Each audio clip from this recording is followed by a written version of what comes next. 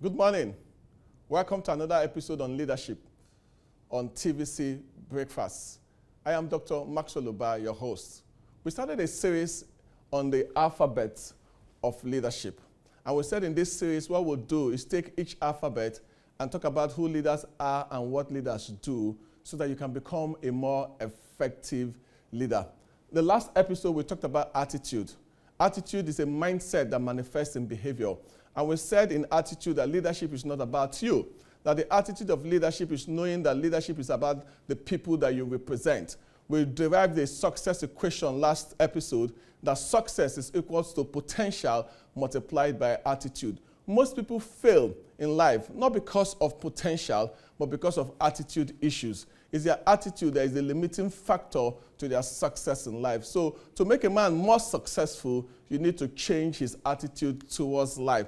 Today we are continuing the series on A. And what I want to talk about A today is the word appreciation. That's what I want to talk about, appreciation. Leaders are great people because they learn to appreciate their people. Look at what Max Dupree said. Max Dupree is an American businessman whose father is the founder of Herman Miller Furniture Company. And look at what he said about a leader. He said that the first responsibility of a leader is to define reality. That was what he said. The first responsibility is to define reality. The last is to say thank you. In between, the leader is both a servant and a debtor, that this sums the progress of an artful leader. I need you to understand what he said, that the responsibility of a leader is to define reality. Reality is saying this is where we are and this is where we want to go. Reality is looking at your current situation and confronting the brutal facts. Reality is saying that we are not making progress and this is what we need to do to make progress.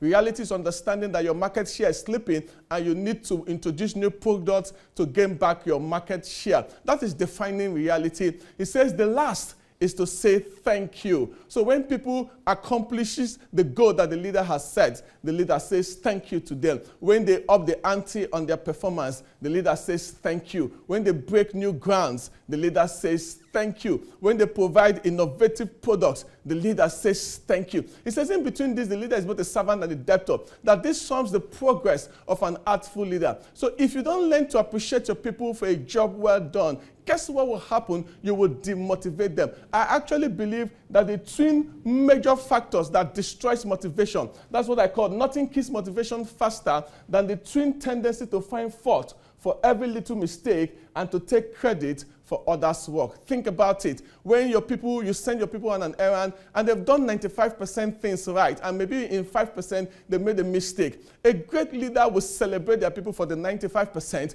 and coach their people for the remaining 5%. But a poor leader, a bad leader will find fault over the 5% and overlook the 95% that the people have done right. And it kills motivation very quickly. The next tendency is the tendency to take credit for other people's fault. So to take credit for other people's work. The next tendency is the tendency to take credit for other people's work. When the people succeed, when the team succeed, a great leader comes out and passes the credit over to the team. The great leader doesn't say it was because of me that this team succeeded. In the book Good to Great, Jim Collins calls it the window and the mirror concept. What does it mean? It says that when the team is doing well, when the organization is doing well, a great leader looks through the window to take credit for himself. No, but when the team is not doing well, a great leader looks at the mirror and takes responsibility for the mistakes of the team. If you want to be a great leader, you need to learn to say thank you to your team. Nothing kills motivation faster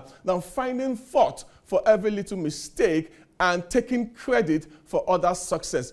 Great leaders learn to say thank you. When was the last time you called a subordinate and thanked the subordinate for a job well done? When was the last time you even said to your spouse, thank you for the money you provide, thank you for taking care of the kids, or thank you for doing ABC for me? When was the last time you called your cabinet, you called your ministers, you called your commissioners, you called your executive, and in that meeting what you're doing is just saying thank you, that this team would not have succeeded needed if not for the contribution of others. Guess what happened? When you begin to appreciate people, they want to put in more effort into the organization because they know they are working for a boss that appreciates their effort. But when you fail to appreciate them, what would be the natural tendency? Why would I have to work this hard because I work for a boss who doesn't care, who doesn't even appreciate me for the little successes I have done? If you want to be a great leader, you need to learn the art of appreciation.